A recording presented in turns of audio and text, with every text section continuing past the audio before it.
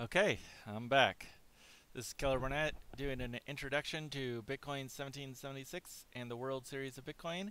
Previously, we talked about overview, the economics, the World Series of Bitcoin political system, the constitution for the World Series of Bitcoin, and the political cultural writings, as well as an overview of the attack vectors. So now we are into the seventh part of the series, which is to take these attack vectors one at a time. So these attack vectors are written in the traditional sense of white papers, which is kind of similar to the way that Bitcoin itself wrote its white paper, in which it spent over half of the paper roughly describing the ways that things could go wrong, are in effect warning people what are the risks of participating in Bitcoin. So, when writing this, I decided to honor that commitment and decided to warn people of the risks of Bitcoin or Bitcoin 1776. And I start off stating that the attack vectors are largely the same for both Bitcoin and Bitcoin 1776, or similar types of code, so Bitcoin Cash or whatever. Okay, rewind. Let's start with number one, the rewind attack. A rewind attack is when one party submits a new block with more proof of work or hash than the previously recognized blockchain. In this newly submitted blockchain, however, some historical exchange value is omitted and allowed to be spent again to a separate address. This is a particular risk for exchanges that credit millions instantly and allow withdrawals instantly as well. Cost to perform a rewind attack in a free market is equal to the number of blocks times subsidy times price plus setup. At a $10,000 value to rewind 4 hours, it costs $3 million for BTC and $60,000 for JFK, this coin, plus a one-time setup. It is my understanding that this attack is created through abuse of the orphaning process. The orphaning process allows nodes to occasionally desync splitting of the blockchain, and then it settles this dispute by ruling in favor of the blockchain with the highest cumulative proof of work post-split. Generically, this is referred to as the longer or most popular blockchain.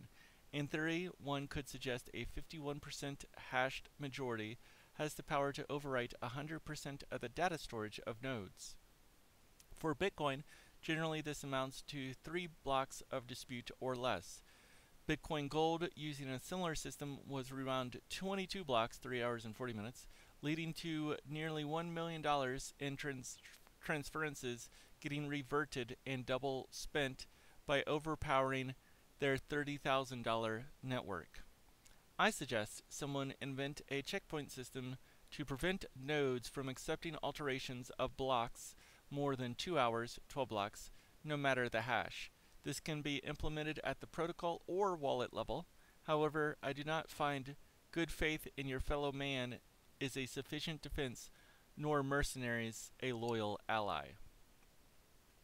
Okay, so to summarize this, I know there's a lot of technical jargon thrown out there, but going back to the Bitcoin Gold system and reference of their $30,000 network, which is to say the price of Bitcoin Gold at this time was between $40 to $80 a coin, or maybe $30 to $80 a coin, and then if you multiplied that $80 a coin times 12.5 coins paid out per block times 22 blocks, then you get approximately $30,000, which is what the Bitcoin Gold system was paying to protect their network. And this is the Bitcoin Gold people can't control this. This is set by the code, so it's impossible for anyone to change at a later date. Such as Bitcoin, for example,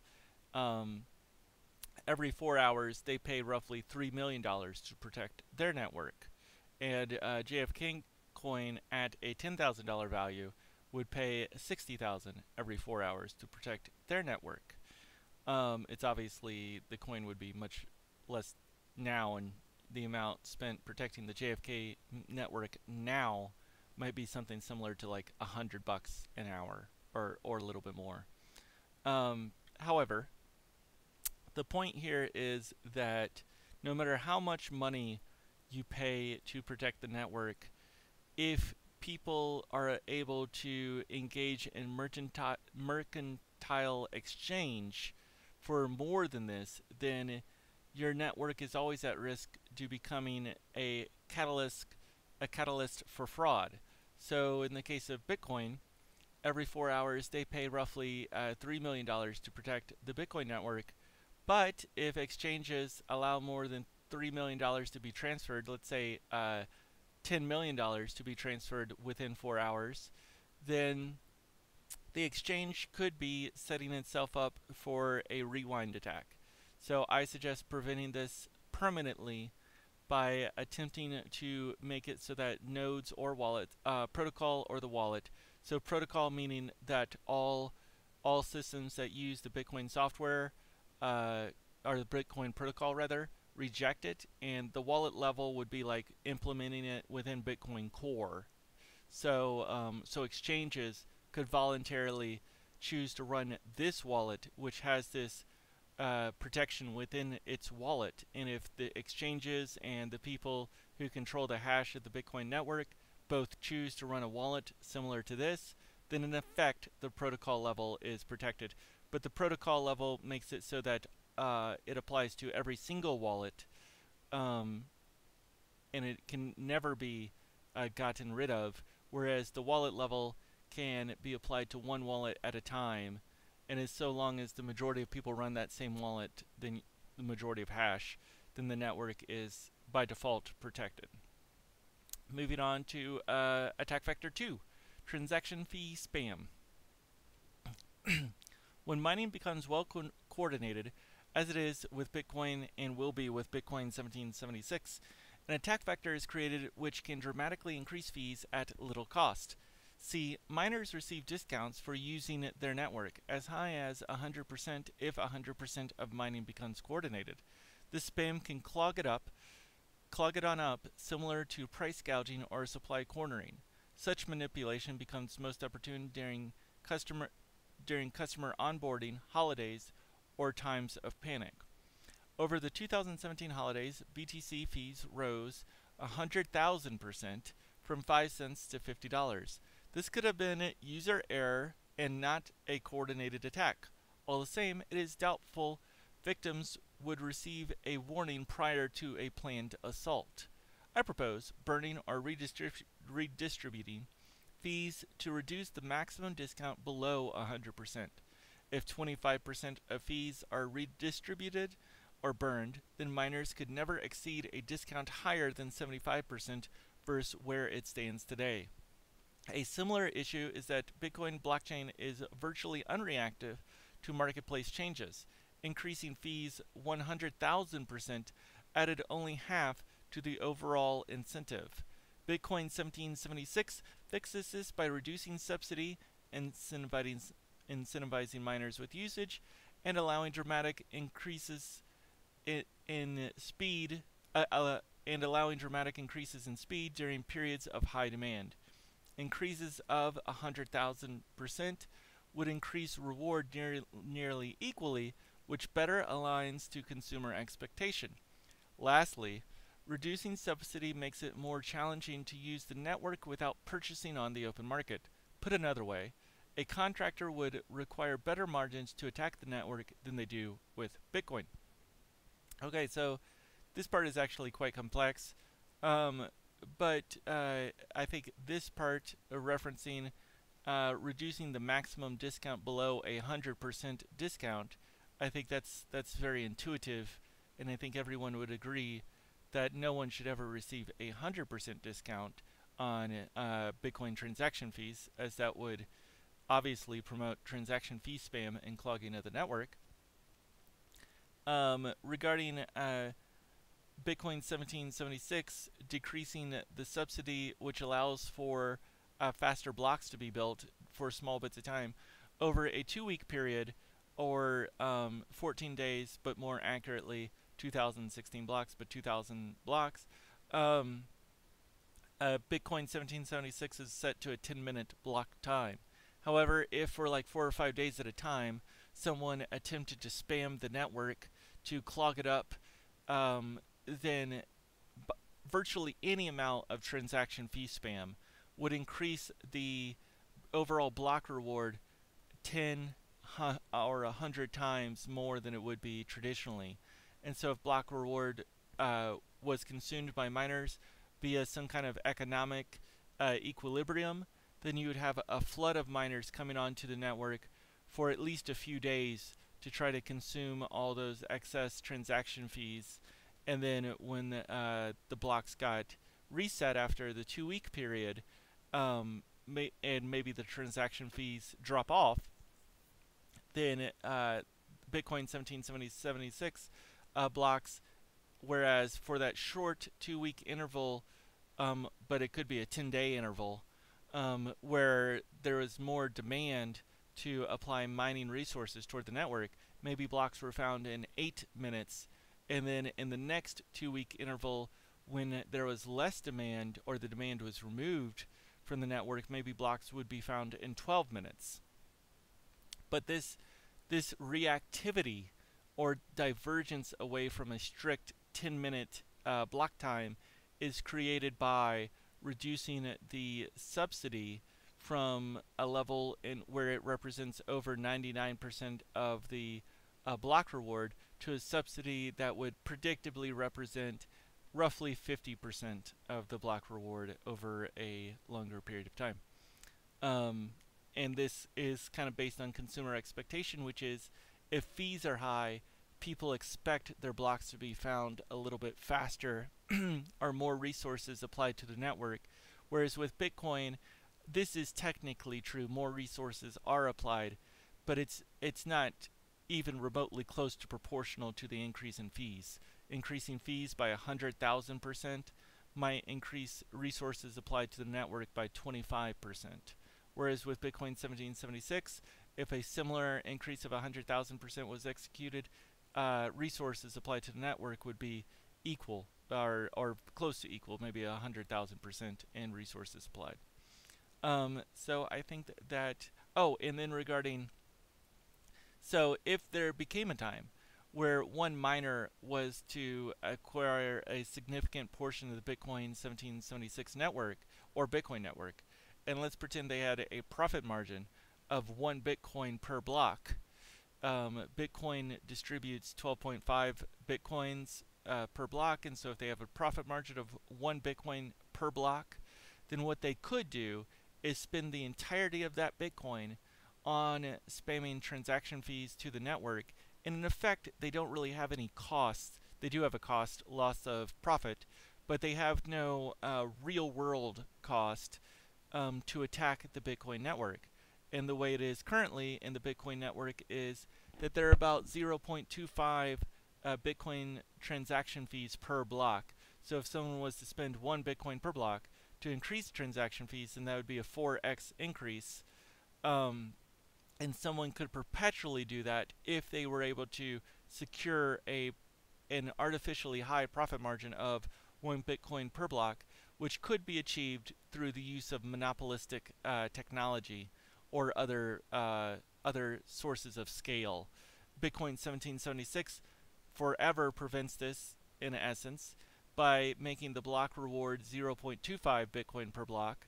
So even if someone was to if somehow someone obtained a profit margin of no cost and pure profit, they could still only spam the Bitcoin network without having to divert real-world resources. They could only spam the Bitcoin network up to maybe 10 Satoshi per byte, which is not even close to what occurred with Bitcoin during this holiday crisis of 2017. Okay, I think that covers that quite well. Okay, attack vector number 3, generalized disruption. Generically, this is the 51% attack. However, that creates quite a different picture from reality and is best broken down into parts. One manifestation is transaction censoring, where spending is prevented by excluding fees from blocks. Another is block holding, where blocks are sandbagged and used to trample over another submission, disrupting resources and payout. However, neither attack provides a clear path to profit. Transaction censoring occurred in the summer of 2017 when a mining pool refused transaction with fees less than 0 less than 5 cents, 5 Satoshi per block. With backlog, this backlog frustrated users, but increased reward to others who filled the empty space. Even if 90% censor, a high fee transaction could get included within 2 hours. Block holding likely occurred when 6 blocks were submitted within minutes instead of an hour. This could have been luck or an attempt to dissuade participants by invalidating previous blocks. Such an attack, however, runs the risk of failing, creating a new risk of total ruin. While each alone is unprofitable, fomenting a panic has advantage when routes of escape are controlled or through financial derivatives. Notably, some miners own huge portions of Bitcoin competitors and have exhibited a history of hostility. I suggest having a backup plan turnkey ready, able to be executed within minutes, and to regularly improve code bases by focusing on core objectives. Another technique would be to break up ASIC monopolies and return to a Byzantine Consensus security model like that of Bitcoin Gold or Monero. Okay, so the main focus here is on the 51% attack. You'll hear this referenced. And the main point that I try to promote in this kind of description of that is that it's important to distinguish between attacks that are clearly profitable and ones that are disruptive without a clear method of profit. So a clearly profitable attack, for example, is transaction fee spam. This is a purely profitable attack with known costs and known profits, easy to calculate. A rewind attack is similar, where a person can have a known profit in advance and therefore calculate the exact dollar value at which the attack becomes profitable. Transaction censoring is quite different, and this is actually going on now in November. In November 2018 with Bitcoin, where one blockchain, Antpool, is not allowing SegWit transactions to be mined with their system. And when they're doing this, one reason is to use covert ASIC boost possibly, but another possible motive is to distinguish people from discourage people from using SegWit transactions or express an expression of their political will. Now, this transaction censoring by Antpool, even though it vastly disrupts the Bitcoin network, it does make the others more profitable who mine these transactions. So the transaction censoring method that is going on by Antpool currently is not profitable to Antpool. It is merely disruptive, but it is not profitable. Now, it is not very detrimental either, because transaction fees represent virtually none of the block reward. So it's not really, it's not as punishing as it could be if the block subsidy was greatly reduced. Another thing that can occur is block holding. I think it was like a nuclear power plant in Russia was like turned on and like pointed exclusively to Bitcoin is what some people thought happened.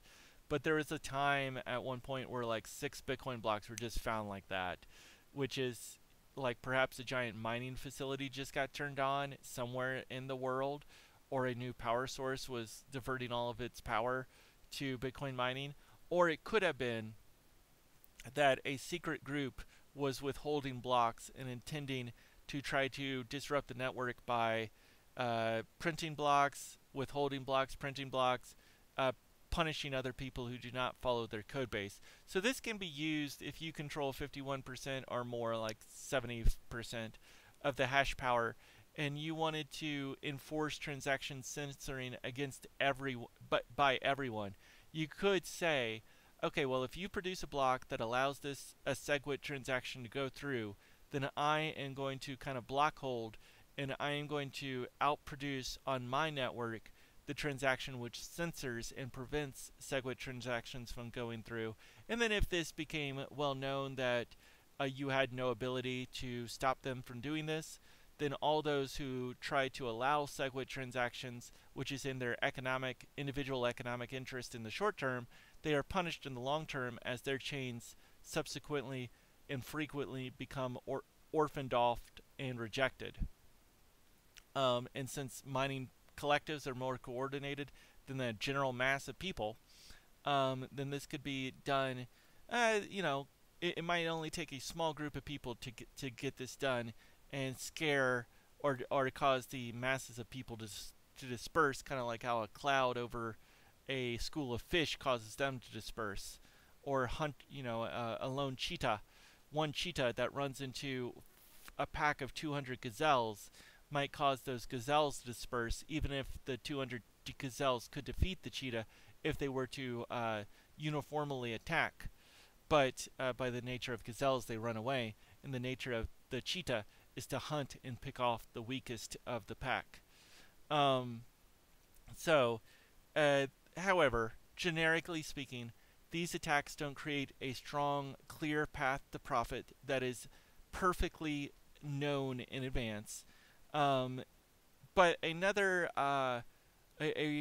form of profit is to short Bitcoin, which some people suggest that Bitcoin should stay out of financial derivatives to prevent the shorting of Bitcoin, but this is not within Bitcoin's right to prevent people from doing this.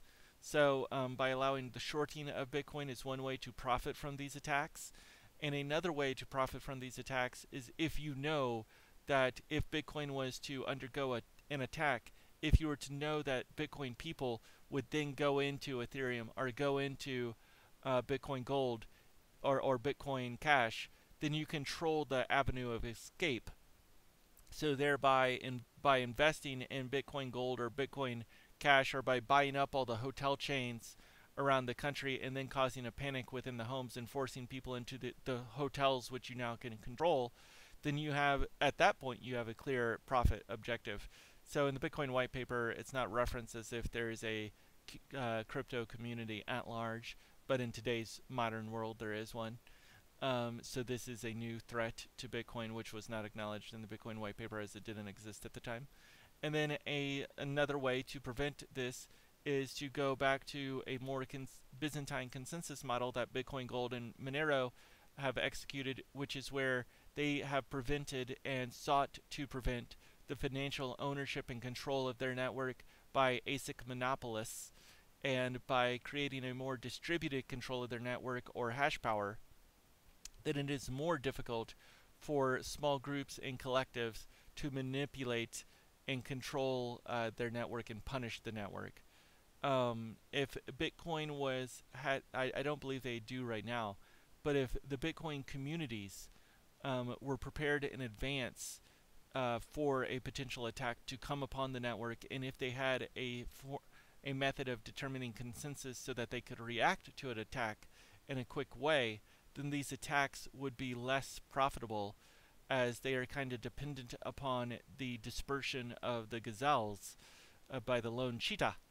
But if they are not prepared, then I wonder personally if these attacks go on for weeks to months, and if the community would frankly just fold in the face of this immediate risk because they have not planned against it. Okay. Moving on to tech number, I believe this is tech number 4, exchange rate volatility. 102. Fiat holders have several risks. They risk losing stores of value, see Turkey and Venezuela in 2018. They risk irresponsible investments, see U.S. housing bubble of 2008. They risk manipulated new issuance serving only special interests, and they risk value creation in fiat results in new coin which authorities invest. Today this is quantitative easing, yesterday it was printing money. The amount of new money is relative to increases in a nation's profit, GDP, created through improved labor, increased labor, mineral extraction, asset acquisition, or changes in expectation. In the U.S., new money may be used for infrastructure or public loans for businesses, education, housing, or consumers. This method can be referred to as fractional reserves, in which loans exceed repossessed values issued to planners with a positive reputation. By lending more money than the worth of unrefined assets, this allows the organization to fund development and better fight for and acquire scarce resources. However, this process can lead to corruption, which causes the system to overlend and subsequently sue for bailout. Personal bankruptcies are regulated by national governments, and national bailouts by international governments, which in turn pursue a local taxpayer. In a smooth system, all parties remain within check and balance. Hard assets do not share fractional reserve risk. Generally speaking, the rules are made clear from the start. Mine gold comprises the entire rule set for issuance. Mine gold or hash Bitcoin. So I'm going to go over that briefly now. So this talks about what some people refer to as fractional reserve or fiat economic systems. And the short explanation of that is that I used a reference of trees, whereas a bank, let's say unrefined trees are worth $100 a tree, but if you take 20 of these trees and you build a house, then it's worth $100,000. But this, you have to apply human labor to acquire the house and ingenuity. And so in a fractional reserve lending, whereas the trees might be worth $100 by themselves, they might lend out $200, which goes on to kind of sponsor the human energy put into the house building. And then if you apply this in a very large scale, then the fractional reserve system does not become corrupt, then they should acquire more trees than the, let's say, the gold-based system, which never lends out more than $100 per tree, because that is what a tree is worth if there is no future development. So gold in particular, as a good example, other than making jewelry, which is not really the way that gold is valued today, in my opinion. Gold is kind of, if you were to attempt to destroy the gold as much as possible, a pound of gold is still worth a pound of gold, which is the rate at which a bank will finance your acquisition of gold. So that is the primary difference between fiat and hard asset economics. Exchange rate volatility 2 of 2. However, with Bitcoin and gold, a new risk is developed, which is exchange rate volatility. Movement in exchange rate unrelated to long-term value creates financial loss. In contrast to companies, there are few innovations expected for gold. Some buyers are still recovering from 2010. Insomuch as propaganda can alter or obscure demand, equity can be gained simply by trading for manipulation. News stations have misled Bitcoin investors 90% of the time. Such woeful analysis by actors paid millions is more indicative of organized deceit versus representative ignorance. Holding at high prices and selling at low prices enables selfish collection of excess profits while pushing costs to others. These profits can be siphoned off for years or decades until a common loses interest. Gold has not held in value over 8 years despite global GDP increasing by 30%. Either gold has lost significant popularity or is suppressed by a slow drip. Suppressing gold boosts fiat and Bitcoin. To combat this, one may allocate coins to be sold and repurchased at price intervals and share this info with a public. By creating a stabilized price, private interest groups are prevented from gaining advantage by inciting euphoria or despair. For this, and to fund education, a restricted pledge of 151,375 coins may be issued to Midnight Discovery. Lastly, Bitcoin and Bitcoin 1776 prevent long droughts through issuance reductions every 4 years. Without significant popularity declines, it is more difficult to suppress price past 210,000 blocks than with traditional commodities. Okay, taking this from the bottom up, for gold, for example, never decreases its rate of issuance. It's roughly 1-2%, and in fact, it might even increase if asteroid mining becomes a popular thing. But Bitcoin and Bitcoin 1776, every 4 years, they reduce their issuance in half. And so if someone was to try to manipulate a price, or if someone was to suffer financial loss from purchasing at too high of a price, for example, in the winter of, or the holidays of 2017, many people purchased Bitcoin at $20,000 and it's now worth substantially less. But if they hold on to the coin for a period of 4 years, then it is predicted that they will recover from their financial loss. Not to say that this is guaranteed, but it's more predictable than with gold, for example, which has experienced a financial loss for a period of 8 years. Now, talking about the slow drip, so the demand and the issuance of new Bitcoin, it's currently at 4% new Bitcoins issued per year, and Bitcoin 1776, new Bitcoin 1776 coins per year, or Kennedys, will be less than 1%, substantially, like 0.07% issuance of new coins per year. So once you established a market level rate of demand, which for Bitcoin, let's pretend this is $6,000 per coin.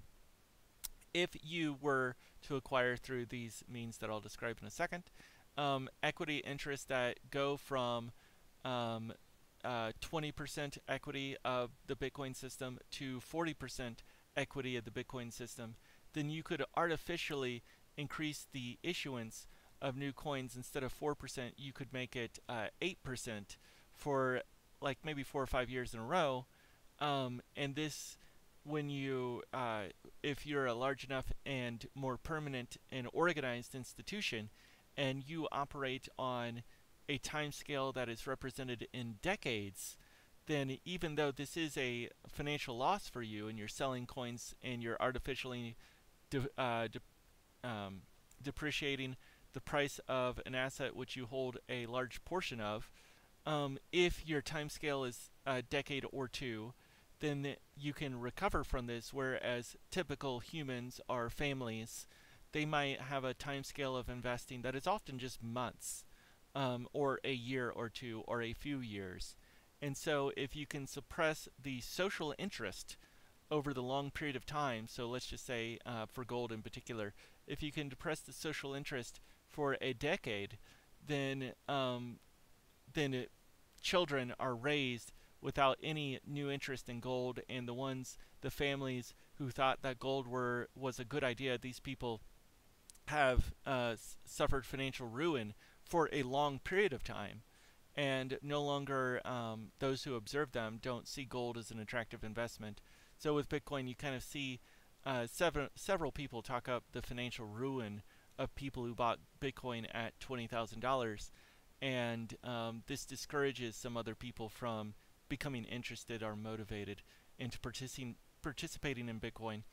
And if this price volatility benefits no one, frankly speaking, or it does not benefit the social collective, but if you were to try to discourage people from investing in Bitcoin and encourage them instead to invest in, let's say, Ethereum, or let's say fiat or some other system, then one way to do that would be to acquire large portions of equity and then to drip it out over time and hope that a new generation of people is brought with a fearful bred with a fearful mindset of investing in gold or Bitcoin as opposed to local fiat or another currency or another system of value, housing, whatever.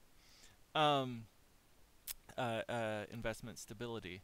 So, and regarding purchasing propaganda instead of equity, so one way to acquire Bitcoin is to purchase it on an exchange, which is the way that kind of the Bitcoin system in effect is encouraged to do, and this is good for the Bitcoin system.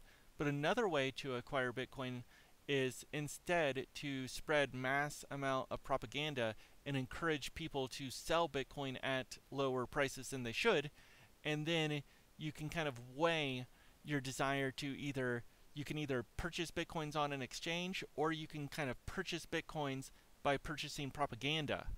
And either system can get you Bitcoins, and then you can start to weigh the value of doing one or the other and decide which is more economically suitable for you. Um, and But this propaganda only becomes effective if there experiences a large volatility in price. If the price is non-volatile, like let's just say the US dollar, if it's based on like a consumer basket or whatever you want to say. Um, but if the price is non-volatile, like a stablecoin, you hear a big rush for stablecoins right now. But if the price is non-volatile, then creating propaganda for or against a system, um, it's much less profitable to do so. So the less volatility you have in the price of Bitcoin or Bitcoin 1776, the less propaganda for or against you'll see in the system. And as propaganda reduces, then the masses of public become better educated and more unified and less misled by the news stations of which they depend upon um, for honest information. And then lastly, I mentioned something about organized deceit versus representative ignorance. The news stations today are very much centralized and uniform in their opinion. And the fact that their opinion tends to be wrong substantially more than it is correct. Whereas if the news stations were independent, then you would see some contradiction to this uniform opinion that Bitcoin at a low price will go lower, or Bitcoin at a high price will go higher. But when you see a big source consistently representing a false or incorrect message or notion, and then especially if you can take a step back and think about the profiteering motives and what would encourage someone to do that. Some people say, "Oh, the banks are attacking Bitcoin," but it's probably, in my opinion, more likely, even though it is to some degree the banks attacking Bitcoin. But I think it could be equal to that some educated investor like George Soros in particular has been known to do this time and time again with with countries of currencies of a nation. If you have a local currency that people overly value or whatever, then what you can do is foment these little riots, and this would like Bitcoin Cash as an example. There's a rebellion fomented against Bitcoin, and likewise Bitcoin, instead of like trying to negotiate with the Bitcoin Cash people, they sort of they attacked them regularly and wanted nothing to do with them in the future, not even attempting to bridge a common understanding. So on both sides, there was a great hostility and great split and rift created within the communities. So this is something that people can do to, and you kind of want some of this because you don't want your system to become so fragile that it cannot withstand these attacks. However, at the same time, you don't want your system to become so euphoric that it dramatically increases the risk of fragility. For example, at the 20,000 price per Bitcoin, the fragility of Bitcoin was very, very substantial. Whereas, now at this, roughly $6,000 price per Bitcoin, one could speculate that it is now once again somewhat anti-fragile. Okay, moving on. Attack vectors: fear of responsibility, loss of discipline, societal isolation, and civil strife. Americans are accustomed. There's missing a two. Americans are accustomed to heroes upon money, but in other cultures, science, landmarks, or oppressors are printed instead. However, all are the sum of those gone before, the creators of worlds, the sower of seeds, the preservers of culture, and the leaders of man. These heroes risked not fame, fortune, and life, but existence in its entirety. Failure meant washing memories until forgotten in time, elimination of descendants, and generalized and generational punishments to supporters. Often we think of a loss as temporary, but a defeat reverberates for decades. Koreans today grow tall and proud, unrelated to genetics, but as recovery from decades of torture, malnutrition, and evil. And so long they suffered, many thought their stature a curse of nature, instead of by man. On the American continent, the Andros Rebellion led to European torture that lasted near a century, setting back advancement and leading to population decline, death, and destruction of treasure. The colonists during their next act were hard, and it was not death they feared, but the siren of peace. At other times, assassinations have killed social leaders, Malcolm X, and even an American president, John Kennedy. Some believe force can cause the brave to cower and the uncommitted to disembark, lest they too be judged. To combat oppression, Midnight Discovery may organize an annual pilgrimage to a wilderness to remind ourselves from whence we came.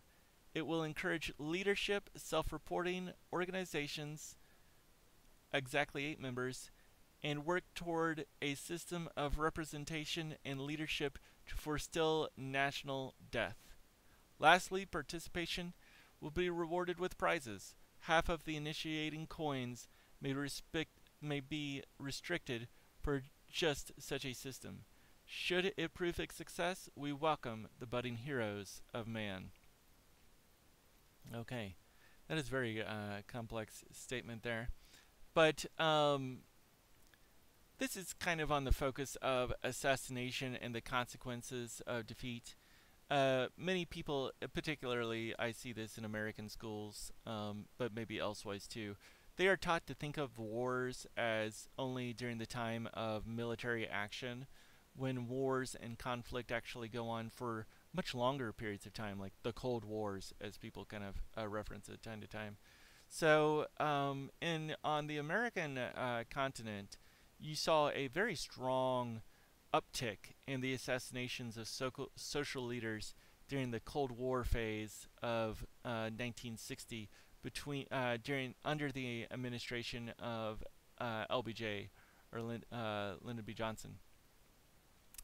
And then at other times in the Korean Peninsula, it might have been referenced that they were not at war with the Japanese for a long period of time, yet the Koreans suffered not only spiritual degradation, but their physical being, their actual the size at which their humans were created shrank because of all the malnutrition and torture that was inflicted upon them by their foreign rulers.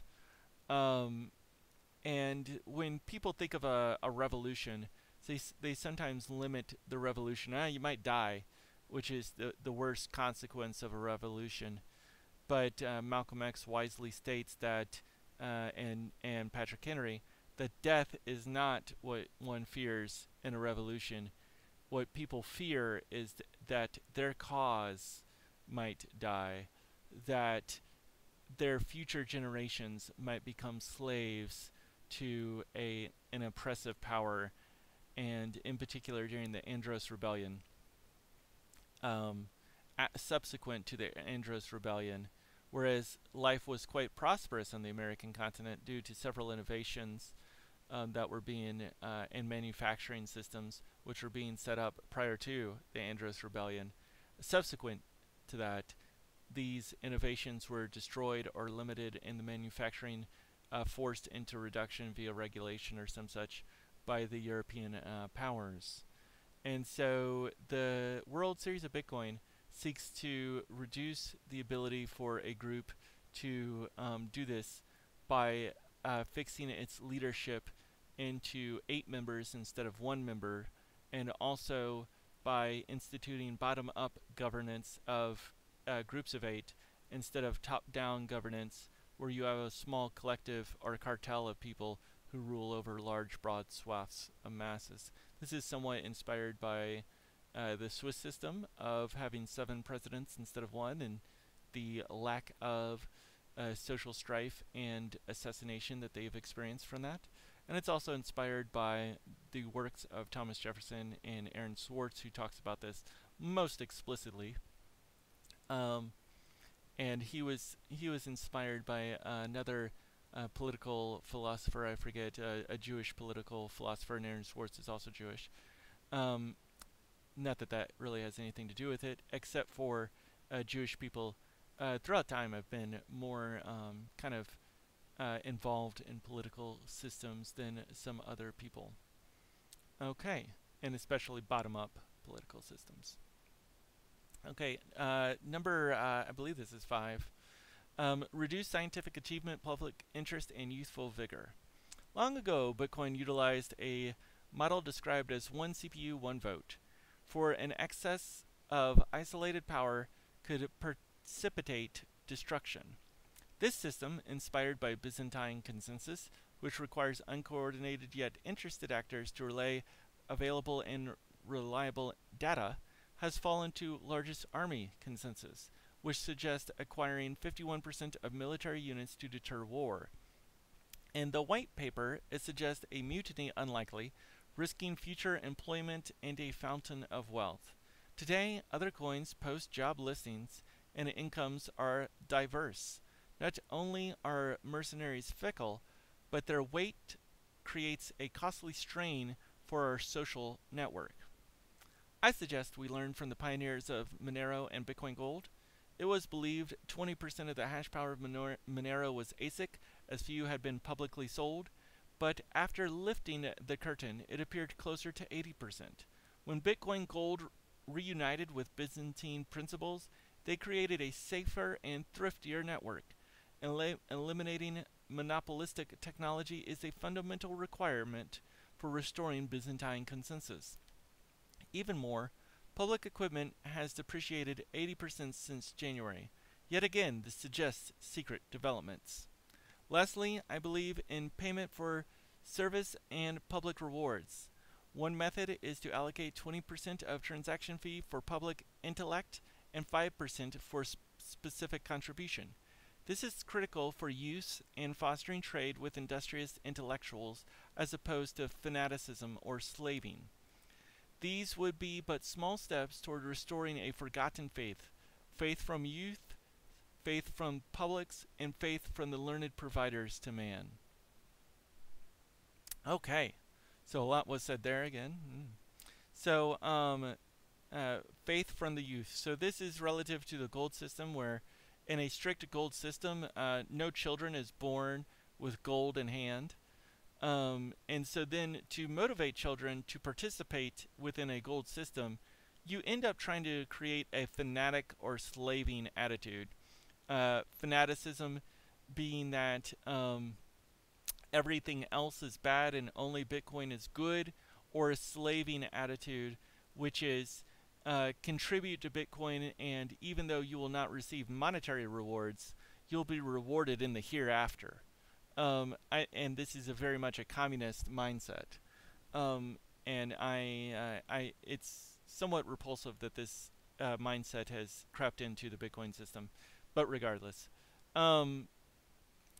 discouraging people to work for free, especially if they need money. If they have all the money they ever need, and if they want to work for free at that point, sure, whatever.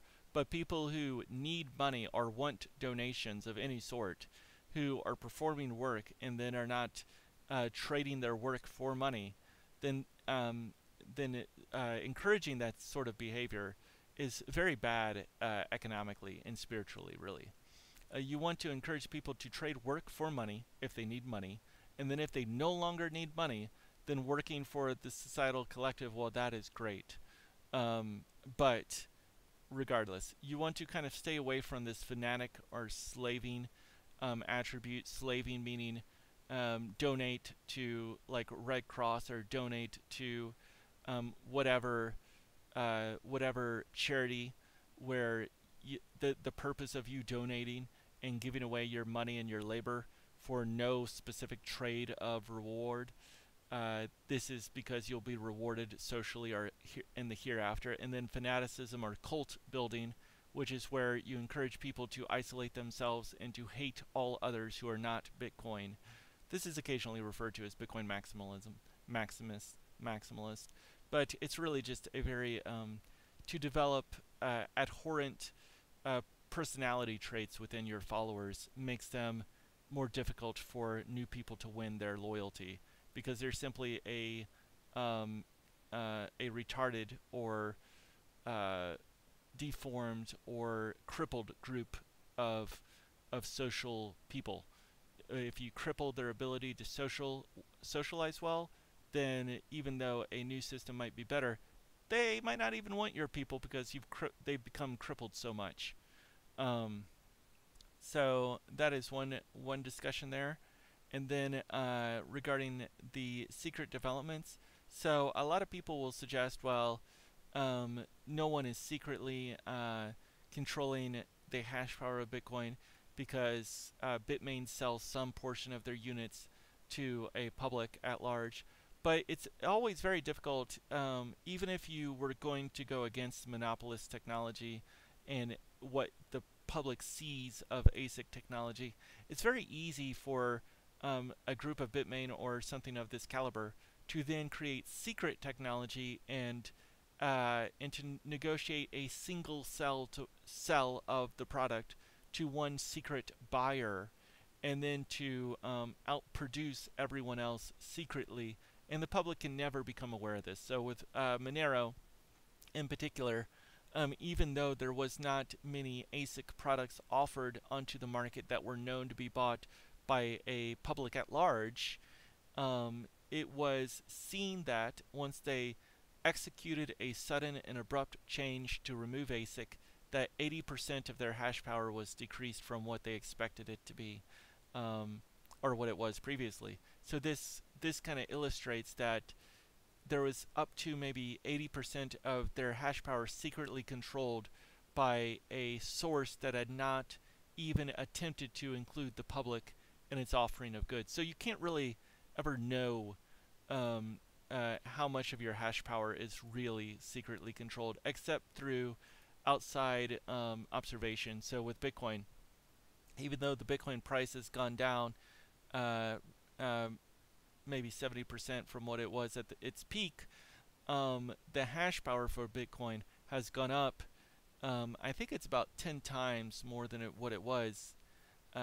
So when you combine these two numbers together, then people who are creating hash today are getting a value of maybe 5% of what you would have received in December 2017. Yet more and more hash is being created while the public hardware that we see has not increased in ability by a factor of 20x. And so one might think that there is a secret improvement that the public at large is not aware of, that a small collector is using to manipulate his influence and economic gain of the Bitcoin network without alerting the public at large. And then, and also this equipment has virtually no use beyond a year.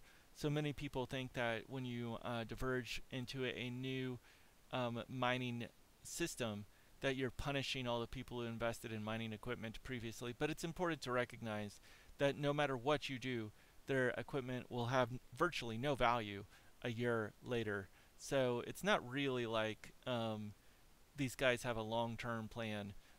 Their plan extends for 1 year, that's it. And after that, their equipment is useless regardless of what you do, even if you keep the same computing algorithm. And then regarding Byzantine versus largest army consensus, the easiest way to think about what is a good system of Byzantine consensus is the day of the week. That's a very easy way to understand Byzantine consensus. So people at large might understand that today is a Monday, and then if you were to ask the people tomorrow what the next day is, and let's pretend there's no calendars that existed, people at large would recognize, okay, a certain period of time has passed, the sun has set, the sun has come up, which everyone on Earth can observe, and therefore a new day is created.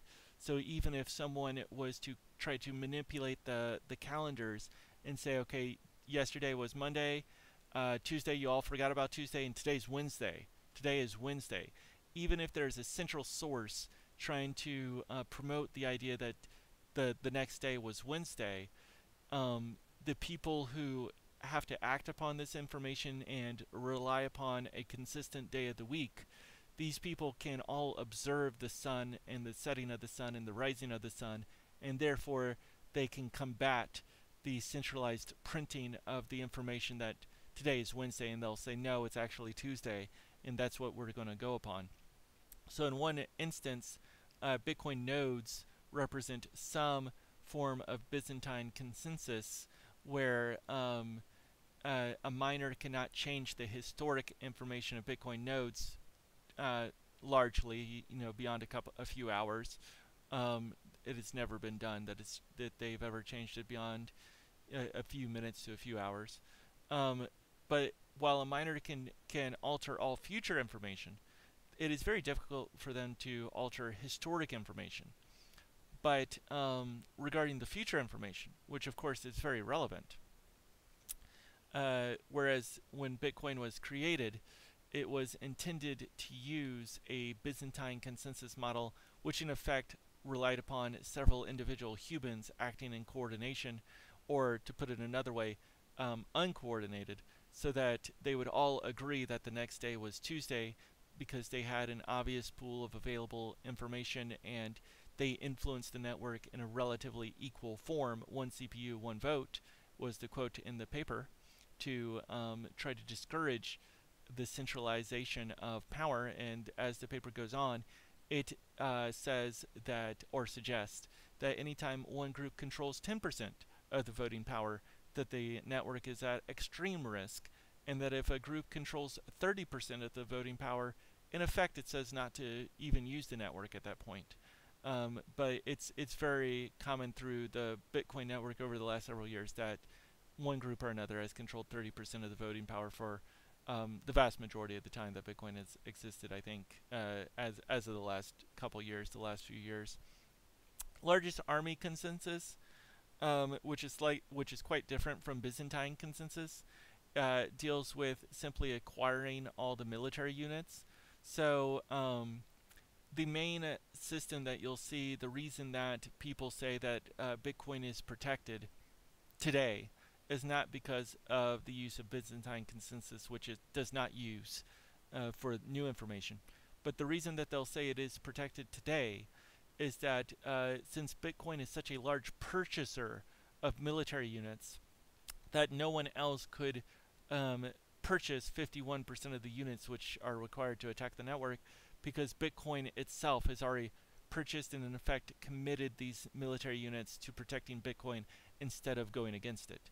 So while this is effective, and this is relatively true, at least for some period of time, it is also extremely costly.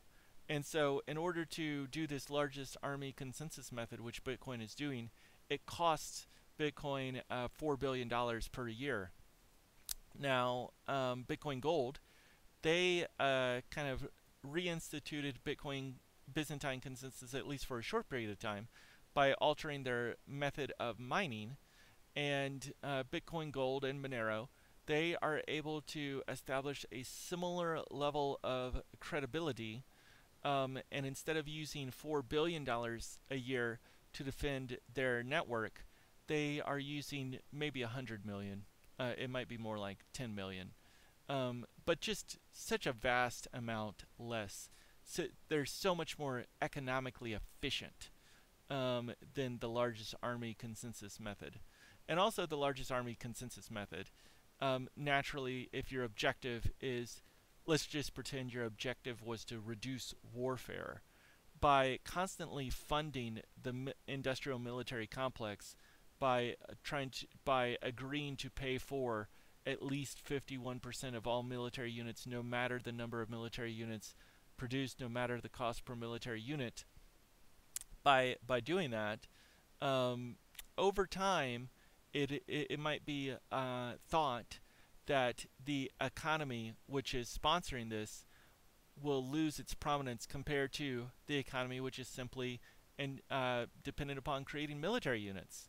So instead of investing in Bitcoin, a group of people could instead invest in the creation and development of hash power and or hacking of the 200 SHA-256, and this group might become more profitable than the economic activities of Bitcoin itself. So there's that. One thing I kind of forgot to mention in the economic exchange rate volatility.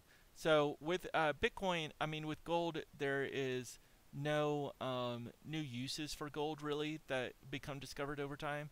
Bitcoin, Bitcoin itself, it is a technology and it does have new uses. These uses might be trivial, they might be non-important, but over time, the uses of Bitcoin it's predicted that it would expand. And so let's say if the Lightning Network became a big part of Bitcoin and Bitcoin actually was used for purchases of coffee or fast food, then that is a new use of Bitcoin and thus a new source of demand. Okay, so but presently I don't find that as a very significant attribute to the system currently. Okay, so I think that covers that, and I think so.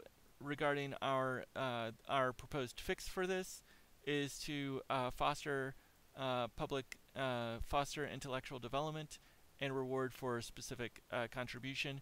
So this will discourage fanaticism or the promotion of fanaticism and slaving by actually paying people to contribute to the system.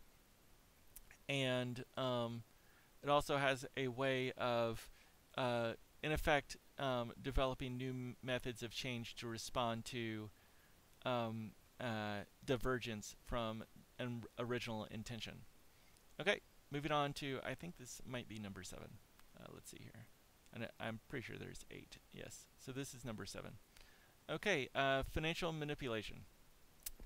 Distribution changes happen through trades or mining. A monopolist price should be expected value less a fragment for consumer profit. With 18% of coins to distribute, 12% in the next 6 years, monopolistic control over production bounties poorly distributes financial rewards. Private collections are even worse. Bitcoin 1776 relieves this by reducing issuance from 18% to 0.4%. Another solution is the switch proof of work to ones used by Monero or Bitcoin Gold. Another method to gain control is volatility trading. A restricted pledge may be issued to Midnight Discovery to sell coin and to use these proceeds to rebuy at lower values, or until price checkpoints between $2 through 300,000. By reducing volatility, we encourage even trading, reducing stress and providing a more distributed share of financial ownership. Regarding trading, extreme scarcity allows for voluntary exchange instead of obligation. Bitcoin 1776 reduces costs to less than 1% of future value. Any attempt to acquire 5% must be through exchange. Either it was done before or it is more difficult to accomplish covertly in Bitcoin 1776. Okay, so that's kind of a long way of wording that controlling 5% of the interest in Bitcoin 1776 is extremely difficult. It can't be done stealthily by controlling the means of production. It can't be done. It's going to be more difficult to be done through volatility trading or propaganda, use of propaganda. And it's not really mentioned here, but the initiating coins or the foundation, which there is not a foundation for Bitcoin 1776, it's for Midnight Discovery, but the foundation is also very small, with less than 5% of coins put there too. So everything in Bitcoin 1776 is designed to better distribute the ownership than some previous coins have done. Attack vector number 8 and final one. Propaganda, cartels, chastisement, and evaporation. Truth becomes muddled in temporal chaos. Mobs are swayed by misinformation into violence. powers into secrecy and control, protectors into applying spiritual restraints, and honor and disgust dominate debates by fanatics. By this, energy is misdirected, bravery is forsaken, advancement is postponed, and the common molded into a violent and belligerent jest. To avoid this, Bitcoin 1776 proposes a contest to engage the public and the past.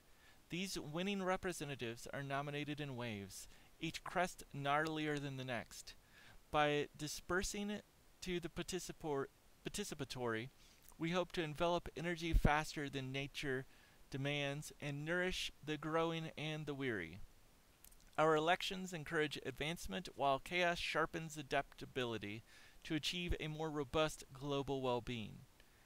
At the moment, these are thoughts, not actions. One possible path of many. While I hope this system suits your interest, we are entirely willing to cultivate agreement. A system must support its own. It has been done before and it will again. A refig nation? Yes. So this is in discussion of changing over systems and encouraging people to basically welcome change instead of fearing it. And some of the fear must be done by reducing fanaticism, like the debate of honor and the disgust of people who are not fanatics, empowering the spirits of the young, using kind of an open and available rule set for guiding and for making changes, and by discouraging the use of mobs in decision making. And we do this at Bitcoin 1776 attempts to do this by implementing the World Series of Bitcoin. Okay, I will go ahead and let's see if I want to. Yeah, I will go ahead and conclude by reading the local terminology and responses to common or controversial social norms, and that will conclude this section. Bitcoin. Bitcoin is to be understood. Bitcoin is the dominant blockchain by daily sales, or Bitcoin Core. Bitcoin 1776 and Bitcoin are similar in their software and histories. Bitcoin has peripheral products such as BISC, BTC Pay, Lightning, block explorers, node explorers, updates, communications, etc., not common to Bitcoin 1776. Bitcoin values and Kennedy values are independent of one another in customs and dollars. Units and subunits. Units are as follows. 1 Kennedy, 100,000 Franklins equals 1 Bitcoin. 1 Malcolm, 1 million Franklins. 1 Payne, 1,000 Franklins. 1 Franklin equal indivisible unit equal 1 Satoshi. Lambo holding. We promote acquisition of human energy holistically, as it will prove more rewarding than status or pleasures. We encourage diversified asset holdings to improve breadth and responsiveness. We will promote unbridled acquisition of all things employed and all things employed to a service.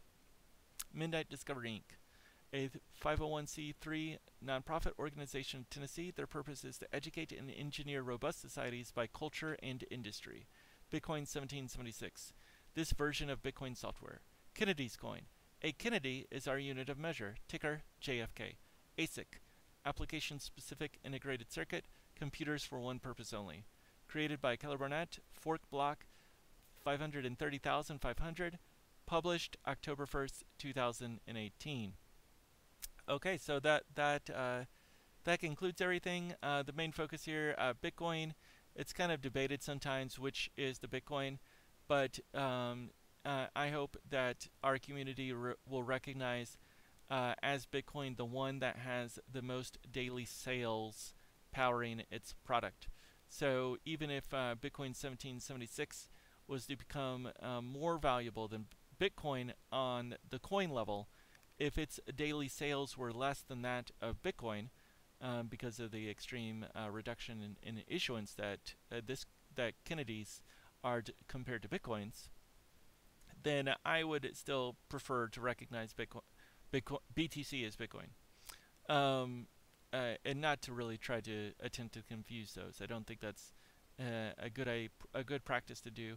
And also, I wanted to make it explicit here that even though throughout this paper, it's often referenced comparing a Kennedy to a Bitcoin, but the sources of value of Bitcoin are quite different from that of a Kennedy, and whereas this software code is technically a fork, the sources of value are not really forked.